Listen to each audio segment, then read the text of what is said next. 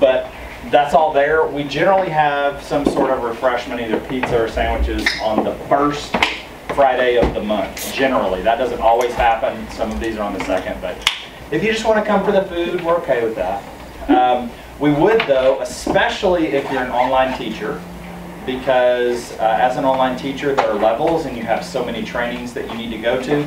The way that you get credit for going to those trainings is there's a form, and you can access that at tinyurl.com/SNU training form, and you will have to sign in to your SNU email to get to that one. Fill it out. We find that it's easiest to do that if you just fill it out as you go. Like while you're sitting here in the training, it's a whole lot easier. You can kind of keep notes that way. If you want to do it later though, that's totally fine. By the way, also if you attend training somewhere else, not on SNU's campus, you can do that, and that counts towards those continuing ed credits, I don't know, what, professional development credits or whatever we call them. So I don't want to take up any more of Michelle's time, so I'm going to introduce the lovely and knowledgeable Michelle Bowie. And she's going to talk to us about closing out and resetting a course. All right, so if I look at my phone, it's not because I'm texting, that's where my Google Doc is. I just wanted to be sure you all knew. I wasn't live tweeting this presentation. Ooh, that's a good idea.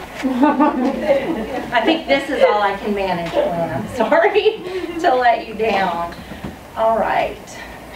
So I told Jody before, I need a laptop. Like this mouse and I, we don't get along. I'm the laptop person because I'm looking all the way over here. Yeah, if you'll look, that will be a whole lot easier to look over there. That's what I'm doing, but I'm fighting with the mouse. Well, the mouse, okay. you just have to live with that. Oh, okay. Thank you. He's very supportive in his role as colleague. All right. Okay, so this is just a sample course that we've used for some other training, and this is the one I'm going to work off of today to walk you through this. If you have a course that you're ready to reset, you can feel free to do that. But I want to take just a moment to explain why this is so important. A couple of years ago, when we were hosted on site, we realized that we had developed a major mess.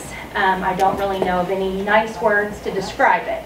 We had so many old courses that were half created, had been taught 8 years ago and abandoned, and had tons of resources on them. We had duplicates of courses.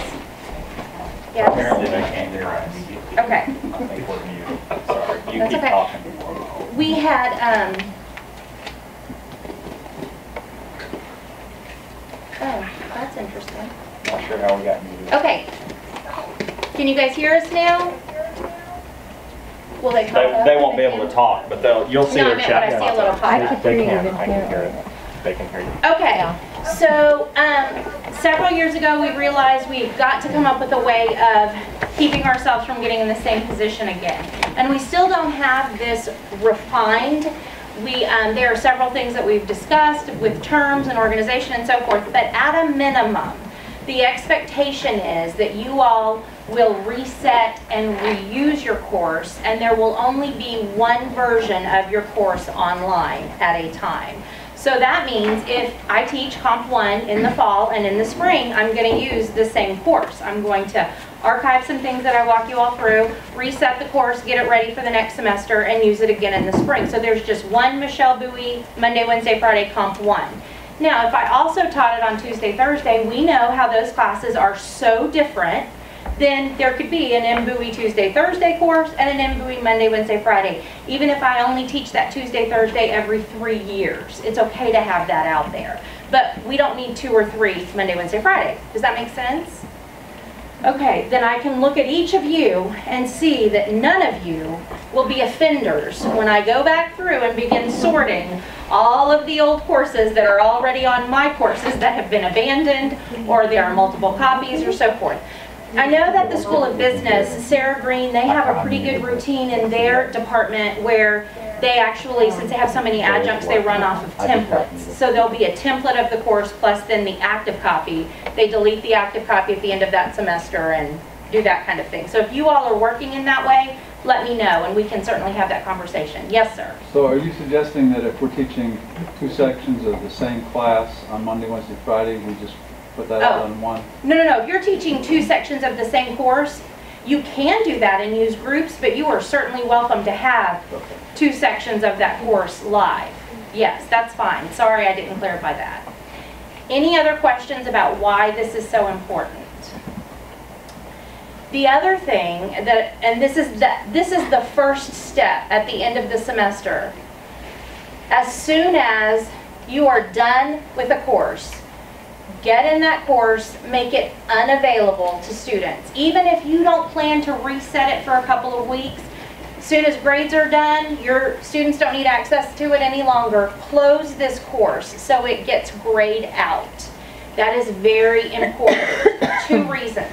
Number 1, we have students who fancy themselves as Moodle explorers, and they go clicking around because they know they're taking Comp 2 next semester and they know it's with you. They go clicking around looking for your Comp 2 and they enroll in it even though you may not have anything prepared for them.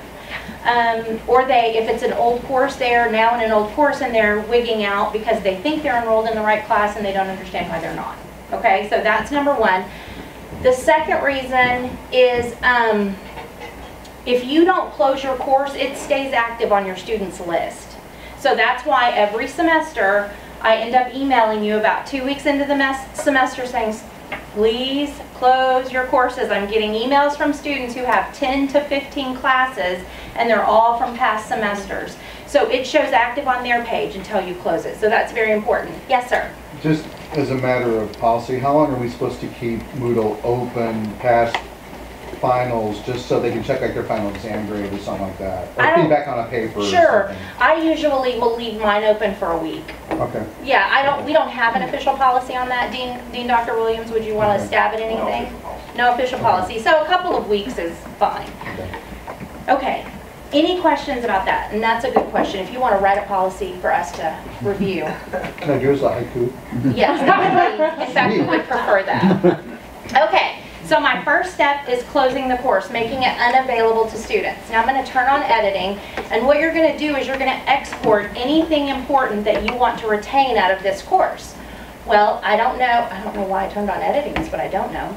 I don't know about you all, but I use the attendance module in all of my courses, and so the first thing I'm going to do is export that. So you just click on the module, click on export. I decide what I want to do here, how I want to export it, and I typically just export in Excel format. So I click OK. And I'm just going to have created a file, hopefully somewhere. Let's see. Let me just do this really quickly on the desktop. Oh, I've got a lot to get to the desktop, I just realized. Let's just do a new file. So what I would do here is have a file somewhere. I keep mine, I hope Chi-Chi's not watching. I keep a folder on my F drive that has all my courses names, all of my courses, like Comp 1, and I have all of the grade books there, all of the attendance there, so that's how I handle that. So I'm just going to drag this into my folder. Okay, so now I've got a folder on my desktop where I can save this stuff too. You can put it wherever you want. And as you can see, it's going to just open like a regular spreadsheet. You can view that attendance in case a student comes to you next semester and says, because you know how students never check in a time, not all students, but some students don't check in a timely manner. Well, I just looked on my courses and, I'm sorry, I just looked on my SNU licenses. You can, all you have to do is open up your spreadsheet if you've saved it in a place that seems logical. Okay, the next thing you're going to export is your grade book. If you don't export anything else, you must export this, because when you reset a course, you lose access to all of this. That's part of the resetting process. And I know that there are some people who believe in exporting the entire course, bundling it up, users, user info, and all of that, and taking it out and then hoping that they can get back into it that way. Even if that's what you want to do, I would firmly encourage, those two words don't normally go together, but it's the only way I can say I'm not bossing you around. Export your grade book if you're using it, because then it is a matter of a couple of clicks for you to see a student's grades as opposed to relaunching a course and digging around for it. So the exporting is very simple. You can get to export either from the drop down in the upper left or just clicking export right here. And I want to do mine as an Excel spreadsheet again. So I'm going to click that. And I want to include, if I have, you're welcome, Tom. If I have given feedback, you know how there are those little boxes, perhaps I want to include that feedback there. And if decimal points, all of that, these are all of my graded items that are going to show up. And I click submit. It's going to process for me, which depending on how large your gradebook is. So you get a test preview of what it's going to look like. When I did this sample gradebook, I didn't put any feedback in it, but just so you guys know, I do this and I do use feedback, and it just shows out. So your columns may be, depending on how wordy you are, and I could be quite wordy, your rows may be quite large because you may have blocks of feedback, but once it's actually exported into the spreadsheet, it's a little easier to read than off of the screen. So I'm just going to download it. And it's not going to give me, like, I couldn't find my file, but you guys saw how earlier I just drug it into the folder. And your computer is probably set up like mine where you can actually select your folder from there. And now I have my gradebook and my attendance, and if I don't have anything else, I have those two things, and those are the records that you need for the future. We talked some, was that last semester, Dr. Williams and Dr. Young? We talked some about grade appeals and how those would be handled if we're resetting courses and not keeping them online and that kind of thing. And I think that the consensus at the very end is it's your responsibility to have your syllabus and any records. So your grade book, and if you kept attendance, hopefully. And that's what you have to have. If the student is objecting to a graded assignment or that kind of thing, they need to provide that. The responsibility is not for you to suddenly pull out the whole package of your course. It's just to have those items. So, any questions about that? No? Okay. Here's the one other thing that you may want to export. Some of you I know like to retain copies of student work. If you want to do that, then you can download those student files. What I try to do sometimes, because These Turnitin essays can be important for people. I get more emails probably at the end of a semester about last semester's Turnitin stuff. With this integration that we currently have, there is not a download all button like there used to be. I did check the Moodle tracker again this morning before I came in here, and that is something that they're working on. Right now, you have two options. If you haven't used Turnitin since we've switched to this integration, let me let the screen load before I tell you this. There is this little arrow beside each student's name, and you can download those submissions into a folder. If a student's grade has been affected because of, say, a plagiarized assignment or something, hopefully you've already downloaded a copy of that originality report and filed it in the provost's office. If you've not done so, shame on you, do it immediately. But you may want to keep a copy of that also, just in case. And any other assignment. So right now you have to either download individually, or if you have a plugin for Firefox or Google, add-on, not plugin. If you have an add-on for either one of those, like I typically use Chrome, but when I want to download, I'll go into Firefox where I have the Firefox plugin download all. And we can, Jody or I can help walk you through that if you've never used that. And basically what you do is it's just a little add-on, you click it and it lets you select file types on a page, zips them so you do a bulk download. So there are some workarounds if that's important to you, and we can help you work through that. Questions? So here's the thing. And this is something that I know I emailed over the summer, but I'm not sure if everyone's remembering this. Once we close out a course, you don't have access to those Turnitin assignments any longer. So anything you want to access in the future, just be sure that you save in advance. I would like to give Director Gen Ed a moment to make a statement. Any general statement? Any statement that you would like to make, ma'am. Cherie will be sending out, I think, those that were teaching Windows courses this semester received emails earlier in the semester regarding the assignment that needed to be collected and when that assignment would be ready. Some people still prefer to provide hard copies. Some were planning on providing access to their My Courses pages. For Cherie to do downloads? For Cherie to do downloads. Since we are doing random samples rather than an entire class, you know, we could go in and just kind of randomly download once given the assignment. Okay. So obviously it sounds like another email needs to go out probably this afternoon To remind anyone who has not provided those documents. So that's what you're saying I would need to do is the add-on. Or if you're just going to download one or two, you can just click on one or two since you're just doing the random sampling. I don't have to keep all those on me. Yeah, and I can talk with you later about that, but that might be something for you to make your colleagues aware of also, because so many of our courses now are in Gen Ed. Thankfully, that's how we get to teach them. And so she needs those artifacts. And I know that last semester, well, it was the beginning of this semester, it was quite a scramble because people didn't submit their artifacts, courses had been reset or assignments deleted, and then we were left with nothing. So be sure that Cherie is fully capable of downloading. She's a brilliant woman. So if you just want to give her the access to that, enroll her as either, you can enroll her as a teacher in your course, send her the link to the assignment, or give her the assignment information she can get in, download, and then you can kick her out if you're uncomfortable. Okay, so any questions about this? So that's your exporting. 3 things: attendance, gradebook, and then any assignments that you want to keep. That's it? Okay, so that's the hard part.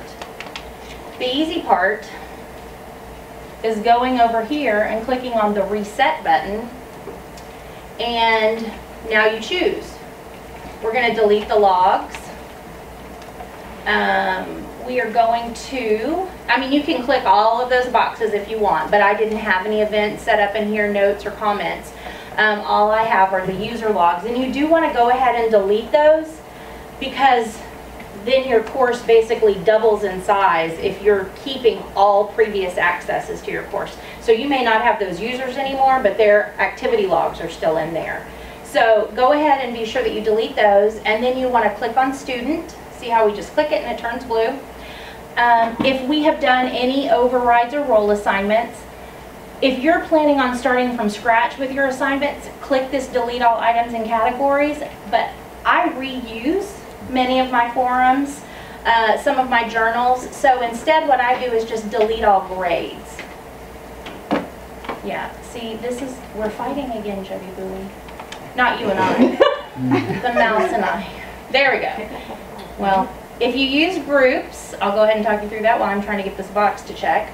If you use groups, you can go ahead and delete that from there also. I don't have any. I want to delete all assignments that were uploaded. So that means that any file uploads, they're gotten rid of right here. And then I want to delete all of my forum posts. Any post that anyone made. This is not going to delete my forum instructions. Only the posts that have been made under the instructions. So I've deleted all posts. That means I don't have to worry about any of the others. I am going to delete my attendance data. I'm also going to delete my sessions because I'm going to start all over with that. Now, here's where I'm going to have to admit my lack of knowledge or lack of experience. We switched to this new integration type at the beginning of this semester. So I haven't created duplicate courses. I haven't reset courses. What I typically do is get rid of them and start over so we don't have any problems there. So I usually just leave my Turnitin assignments untouched right here. You can, if you feel like you're brave and want to experiment, you go for it. And I'll try to do that during next semester. That just hasn't been at the top.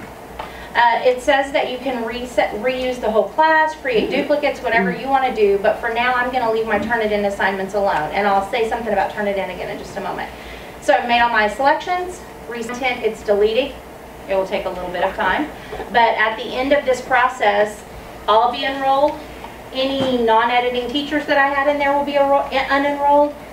I'm sorry, will be still enrolled because I didn't select to unenroll them, but my forums will be cleaned out and all of my assignments except for Turnitin will be cleaned out.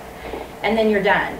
You've already made it unavailable, so my suggestion to you would be to go back into the settings page where we made it unavailable and go ahead and change the title.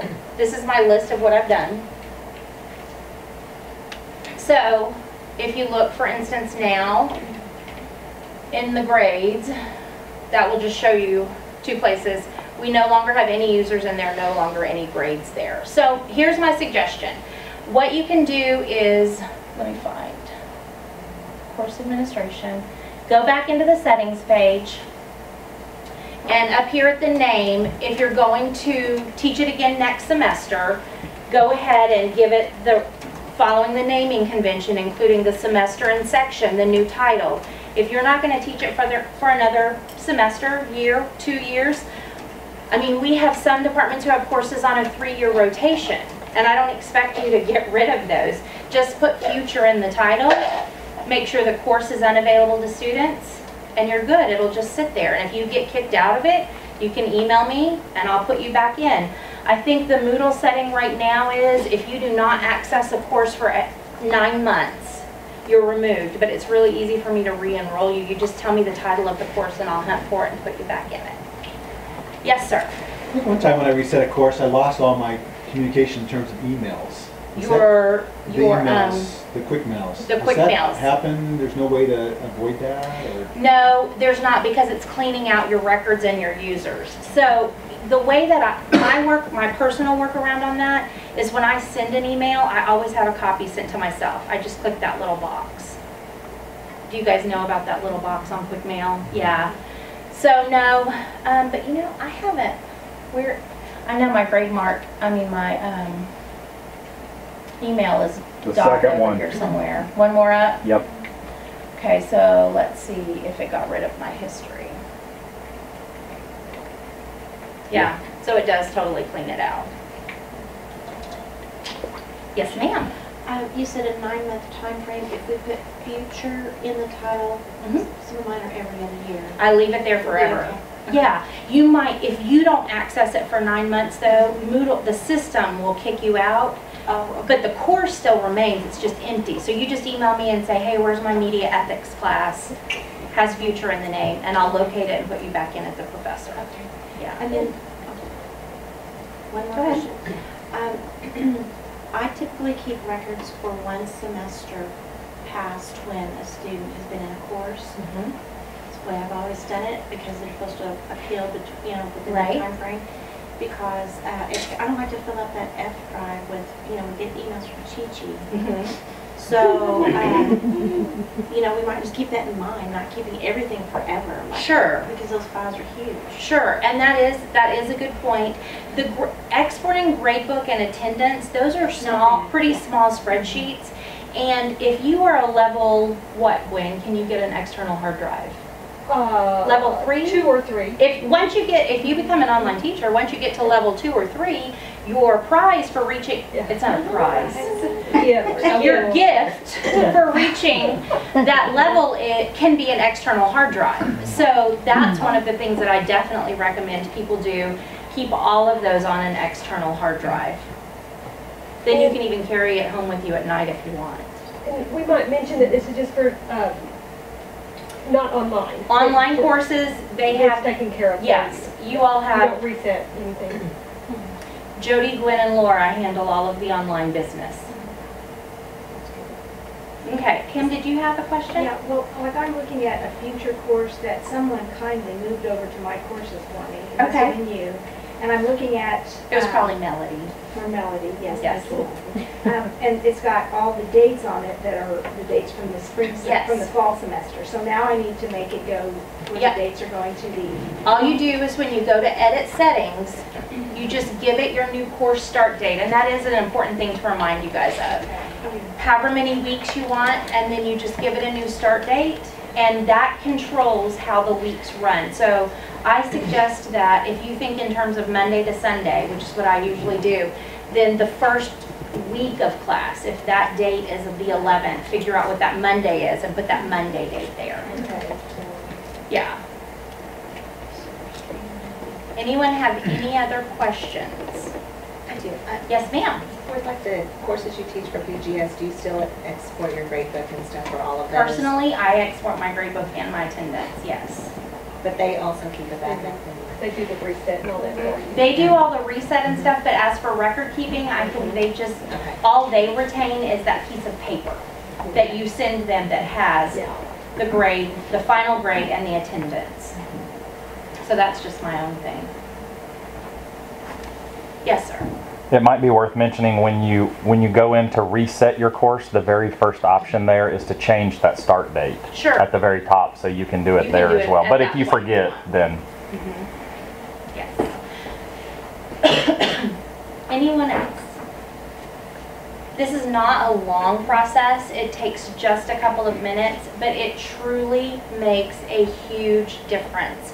We are limited on the amount of storage that we as a university have for this on our server for our learning management system. So you all are really the only ones who can help us keep it out of control.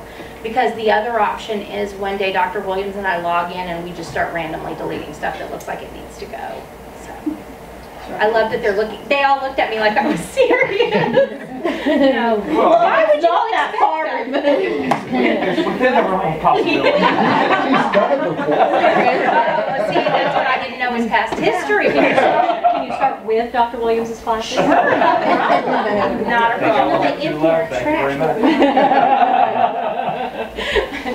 No deletion. But we have looked at how many old courses are out there, and there probably will come a time where we're going to have to go through and find out who's leaving their trash online. I would just remind you all, since you're here in captive, old Moodle, remember, is going away. Moodle will be, Jeffrey and I discussed it this morning, and it will be deleted in January. So anything you have on moodle.snu.edu that you want off, you may have through the Christmas break to get that off. But it's been a year now, people. So. But if you, over Christmas, you remember that you have an old, I'm looking at Melissa's fine arts class, not that you do have one there, but if you did and you're not enrolled in it anymore, just send me the link to that class that you want in, and I'll be happy over the break to add you back. because I know some of you have archived material there that perhaps you haven't used for a while, but you'd still like to have access to. So just feel free to send me links to any of those. I did want to say something about Turnitin assignments. Over the summer, when we switched up to Moodle 2, we had some issues with our Turnitin integration, and you got panicked emails from me saying basically, you have 72 hours to access all of your old Turnitin assignments. Do now or forever hold your peace, kind of thing. So here's the lesson that Jody and Gwen and I learned out of this. That is, you need to have your, if you're reusing the same instructions for Turnitin, you need to have those copied and pasted somewhere, like on a Word document or whatever. What we have started doing, what they have started doing in the online courses is for the templates, they have it just as a page. And then they add the new Turnitin assignment each time. I would definitely suggest that you keep your Turnitin assignment instructions somewhere. And if you're an online teacher and you get into a course and you don't see something right underneath your Turnitin.com assignment that says the exact same name of the assignment with make TII or something like that, that means that we've missed it. Let us know, we'll go in and create that page. Okay. Are you open to other questions about Moodle in I general? sure am. Anything else about resetting, closing out, saving Turnitin? Yes, ma'am. When the course is, when you want to make it inactive, can you go over that? I sure can. I clicked on down here in the settings, course administration. I clicked on edit settings, which gives me this page right here. I scroll down here to this course is not available to students. Save changes. What that means for you is that it drops down probably toward the bottom of your list and is grayed out. It no longer is blue active. For your students, it disappears completely. And that's what we need it to do when you're done with your students accessing, is disappear completely. And I think we have a request that you repeat the question. Oh, sure. She just wanted me to show her one more time how to make the course inactive, how to close it from student access. Any questions from our online listeners? Well, there was one concern that Moodle was going away in January, but now they understood. Oh. Well, if Moodle is going away in January, that means I'm joining them in the lease. So, Are we going to call this Moodle, or it's confusing to students? Sure, and we call it ending it essentially. It says new. Right, it does. Once old Moodle's gone away, new Moodle will go away. It'll just say my courses. We still had professional study students and graduate students, so degree completion and graduate students on that old server. So for students, they had to have a new Moodle link and an old Moodle link. Yeah, so for us, that should be gone by February. Probably it will be gone in January, once I send out the final last call email. So the Moodle cliff. The Moodle clip is coming, and there is no talk. There is no talk to avert that fall. I love that. Thank you, Dr. Broyles. The students will be sad. Oh, I think the students will be okay. Well, no, I mentioned you a conversation. Oh, yes. I had with a student who said that they thought Moodle was a much neater term than my courses. Yeah. They said that just is so trite. Sure. And they thought Moodle was a much neater term. Sure. Well, and so I am guilty of calling the two interchange, I call it both, and I just explain to my students, it's like jeans. All denim pants are jeans, but you may have a different thing that you call yours. This LMS is Moodle. There are a bunch of schools that use Moodle. We just call ours my courses. So, what's working okay from Belize? Did you have to see that? Tom and I are just chatting. Oh, okay. Good to know. Okay. All right. So we're good on that front? No, you're fine. I just thought, oh dear, something's not going right in Belize. We might need to all trek down there. Dr. Winslow, what question did you have for me? On this front page, Yes, I can't get bullets to show up at all. And is that just something that's going on? I could in the the previous version. This new version is just impossible. The HTML is clean and everything. Right. Yes, that and then some extra spacing issues. Jody, have you worked out the bullets? Because the bullets in the chart problem, I don't know how many of you have encountered the chart issue. If Rendell was here, he would preach. But because he uses charts, and this is not friendly to charts, just as now for some reason it's not friendly to bullets. And what's really frustrating, I know, is that when you have it formatted and it shows your bullets and then you get back to the front page and they're not there. Sorry. It's a Moodle issue. Users around the world are complaining. Not that that helps, but just so you don't feel alone. Occasionally I can get them to show up, but certainly not consistently. You should not have said that unless you want to work on all of Dr. Winslow's courses. Well, it was one of his courses that I was trying to get it to show up on. Oh, okay. Anyone else have any random Moodling questions? Yes, ma'am. Dr. Lewis? When I get in, do the click off my SNU and get it, it shows the courses, but they're in they seem a very random order, and ones that I actually need are buried at the bottom, behind ones that I haven't been in. I mean, like group ones, not class ones, but other groups that I really don't need. Is there a way to prioritize or move them or rearrange No, my them? guess is, and this is how it used to be, and since I don't see that list anymore, I don't know what that looks like, and I'll be happy to look at yours. But the way that they used to be organized was according to category. So that's why, for instance, we moved the university resources all the way down to the bottom, because I don't know if you guys remember in the past, you had some stuff at the top, and so you're probably seeing things, because you're probably in a lot of stuff, that you're seeing from my courses down to miscellaneous before you ever get to your music classes. Well, they're kind of sprinkled. It would be my wish that we could organize that, and I know that people have discussed writing code to do that, but right now it's out of our control, sorry. Okay. Although that is a good question. Yes, sir. Professional studies courses Yes, stay sir. on there forever. There's been conversations about that because in the past it was to keep them for forever, basically. And right before Jim Smith abandoned us and came to the dark side, well, he abandoned them and came to the dark side, we had started working on a plan, but right now they're really in transition with Stacy Clowers moving to student development. You know, Paula Troutman was taken from her pleasant job as helping Delilah run the adjunct show to being put in the place where she makes all the copies now. So it's a one-woman show. And I know that Brent, who was hired for a position similar to Jim's, is working on getting his feet underneath him. What the policy is supposed to be, though, that we've discussed, is that once a bridge course has been taught, it will be gotten rid of after the next cycle, because they give them a 6-week kind of thing. What is that, Sheila? Like an appeal. They basically have through the next module to appeal. So that's the idea, that that should be happening. And then if you teach during a group, in the past, if you taught like OL 57, OL 57 stayed on for 1.5 to 2 years after OL 57 graduated. And the conversation has been, we're going to change that also. So there are works in the plans, but what you can do is unenroll yourself from the course. It doesn't have to keep showing up on your list. Oh, okay. I take yourself out, and if you can't do it, email me and I'll be happy to do it. Yes, ma'am.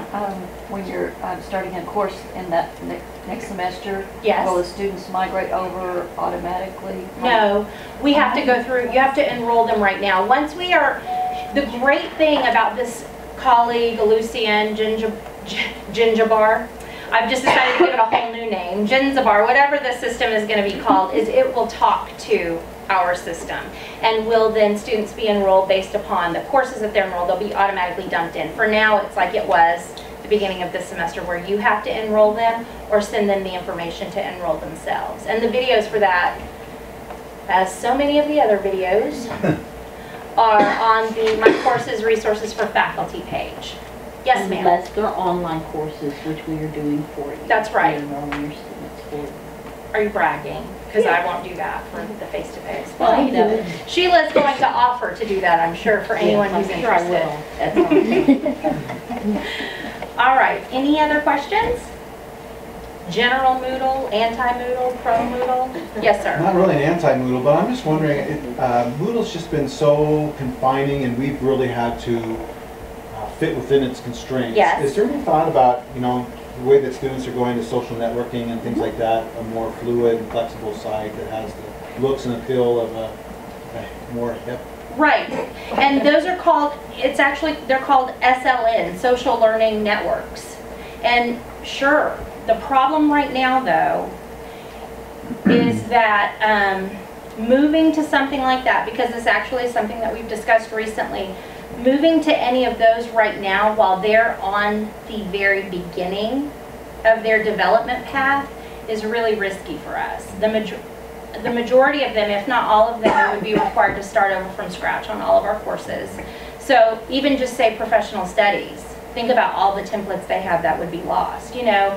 However, I don't think that's going to remain the situation for long. I wonder if you have a few pilot classes that some courageous Yes. professors would love to just, Sure. Most of those are $10,000 a semester, so they're not That's free. the stipend the professor gets?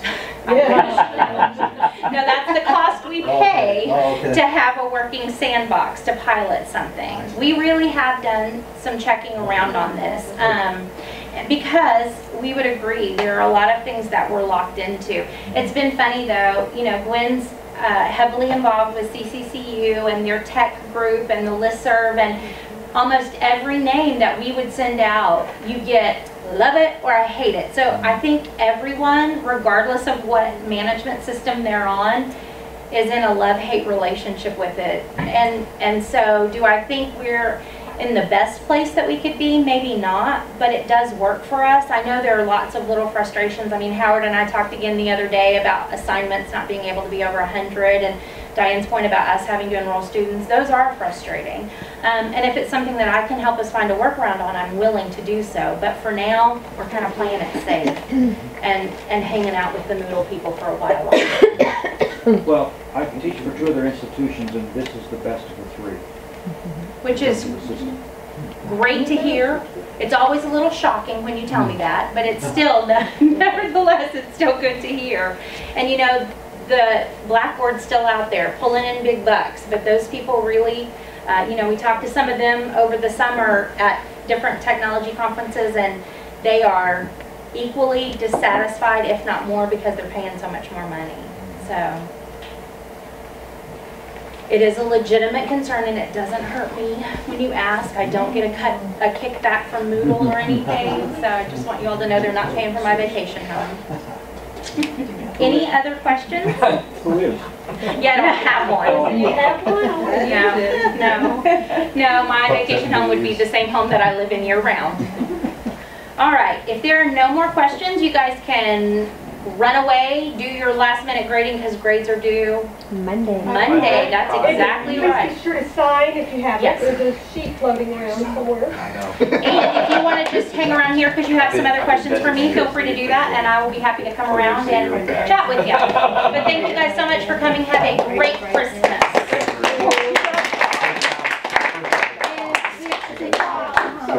Oh, bye. Did they leave or are they still here? They were still there. Okay, bye, Herskovitz and Sarah. Yeah, Sarah was the only one in the office, so she said she was going to call in. And this really